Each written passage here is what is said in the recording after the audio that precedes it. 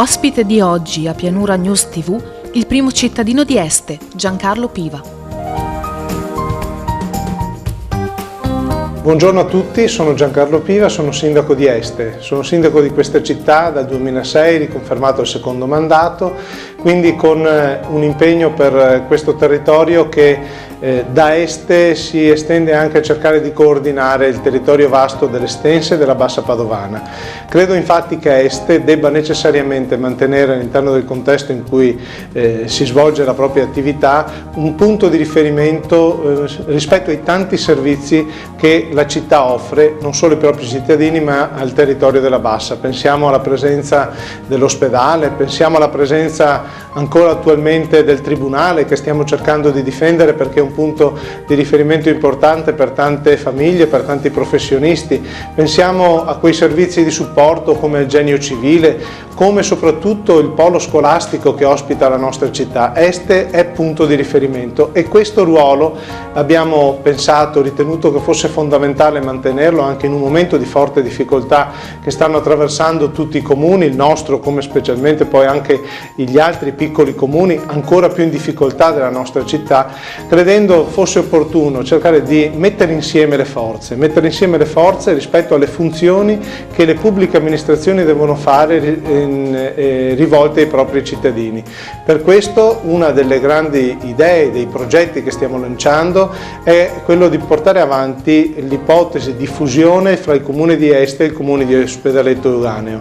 Abbiamo condiviso questo percorso con l'amministrazione e il sindaco di Ospedaletto Euganeo, stiamo adesso mettendo insieme le azioni per rendere concreta questa possibilità, una possibilità però che è fortemente legata alla volontà dei cittadini, dei nostri cittadini e dei cittadini di Ospedaletto Euganeo, e tutti si dovranno esprimere con un referendum consultivo rispetto alla quale poi la Regione Veneto dirà se ci sono i presupposti per appunto arrivare alla fusione dei due enti.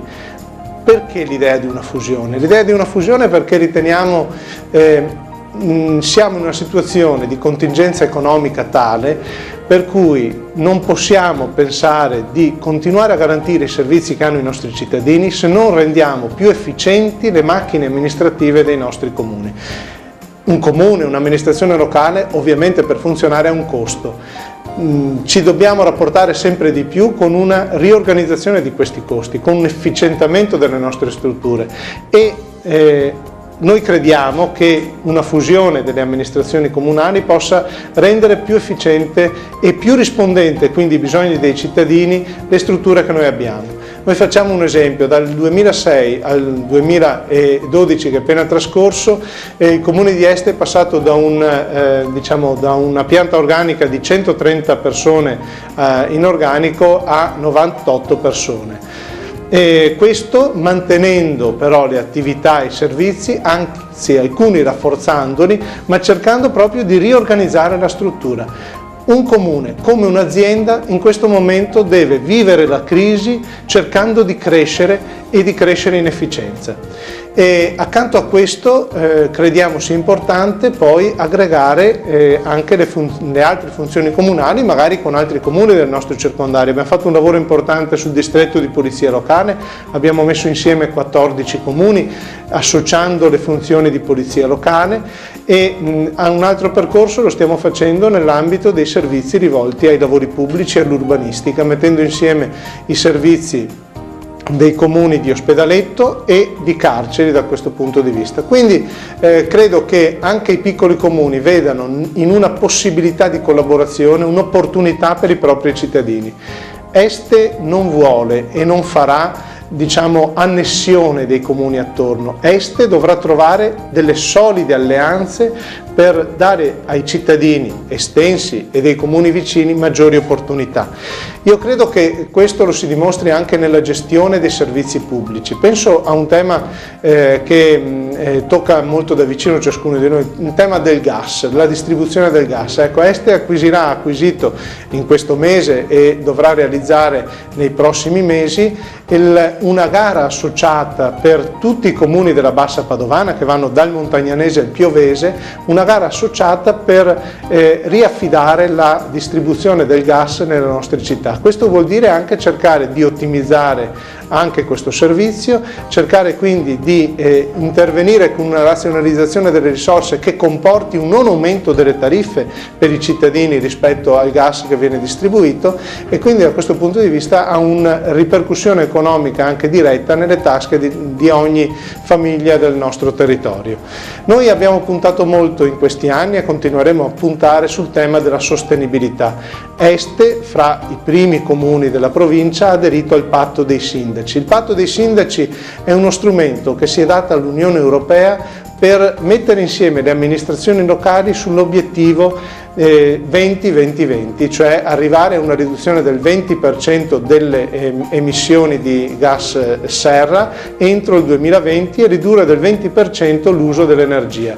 Per fare questo l'amministrazione locale ha cominciato a verificare quali sono i livelli di emissioni che ci sono nel proprio territorio comunale. Noi per esempio abbiamo rilevato che a Este ci sono 128.000 tonnellate di emissioni di CO2 all'anno che gravitano sulla nostra città, in dipendenza delle caldaie, del traffico, delle attività delle città. Ecco, noi dobbiamo ridurre questo numero complessivo di emissioni e dobbiamo fare in modo che non solo l'amministrazione comunale, che lo deve fare per prima, perché un'amministrazione comunale che dà degli obiettivi ai propri cittadini deve dare innanzitutto l'esempio, ma anche i cittadini debbano mettersi insieme per cercare di ridurre l'inquinamento nelle nostre città. Ridurre l'inquinamento nelle nostre città vuol dire vivere meglio, e quindi questa è una grossa responsabilità che abbiamo oggi anche per i nostri figli nel futuro. E quindi porteremo avanti iniziative che già sono partite in questi anni, ma che si concretizzeranno e si amplieranno nei prossimi anni, come per esempio un obiettivo importante è quello del teleriscaldamento. Il teleriscaldamento che noi otteniamo dall'attività della società, della nostra società a maggioranza di capitale pubblico SESA, quindi dalla biodigestione dei rifiuti umidi, noi otteniamo teleriscaldamento che prevede, in questo momento sta riscaldando per esempio l'ospedale di Este, le nostre scuole, le scuole di Ospedaletto. Ecco, porteremo il teleriscaldamento a brevissimo, lo stiamo già realizzando in alcuni casi all'interno di alcune vie della nostra città. Siamo partiti da via Vicenza e il nostro obiettivo col prossimo stralcio è di ampliarlo ad altre zone del territorio, diciamo attorno alla Salute, al Pozzetto, arrivando fino alla casa di riposo e al patronato Redentore. Questo perché teleriscaldamento vuol dire meno inquinamento, perché vuol dire togliere le caldaie dalle nostre famiglie e utilizzare invece un sistema di riscaldamento che riutilizza il rifiuto, e quindi dal riutilizzo del rifiuto, quindi dalla biodigestione del rifiuto, andiamo ad ottenere quell'energia che ci serve per riscaldare le nostre case. Credo che questo sia un esempio importante, lungimirante, non ce ne sono molti in Italia e nel Veneto, e da questo punto di vista quindi il percorso che vorremmo fare è una continuazione di impegno su questo settore. Io credo poi che uno dei temi sui quali dovremmo anche concentrarci sarà il problema della tassazione dei nostri cittadini. I nostri cittadini hanno dato molto, continuano a dare molto ai propri enti, al nostro ente sicuramente, e quello che noi chiediamo, che abbiamo chiesto al governo e continueremo a chiederlo, sarà che le risorse che danno i propri cittadini al proprio ente, e quindi l'IMU, resti totalmente nel nostro territorio. Se questa tassa restasse nel nostro territorio, noi riusciremo ad abbassare l'imposizione, specie sulla seconda casa, che è, diciamo, l'ambito su cui abbiamo ritenuto di aumentare la tassazione, e questo consentirebbe anche un rapporto fra l'amministrato e l'amministratore, diciamo, più sereno, perché questo chiaramente è stato un elemento di forte tensione in questi mesi che abbiamo vissuto. Ecco, quindi un impegno da questo punto di vista che si mette insieme con l'impegno per la sostenibilità ambientale. Anche la comunicazione diventa un impegno per un'amministrazione comunale, e questo strumento che ci dà Pianura Web, Pianura News, credo sia uno strumento importante che è dato agli amministratori comunali. Mi fa piacere che inizi con l'amministrazione comunale di Este, che ospita questa emittente. Ecco, diventa uno strumento di contatto diretto con i cittadini. Quindi grazie e in bocca al lupo anche a Pianura News, perché questo servizio diventi un servizio utile per il territorio, come questa emittente ha saputo fare in questi anni, veramente in maniera vicina agli amministratori e ai cittadini e alle imprese. Credo che questo sia un servizio utile e come tale noi auguriamo in bocca al lupo per il successo di questo servizio.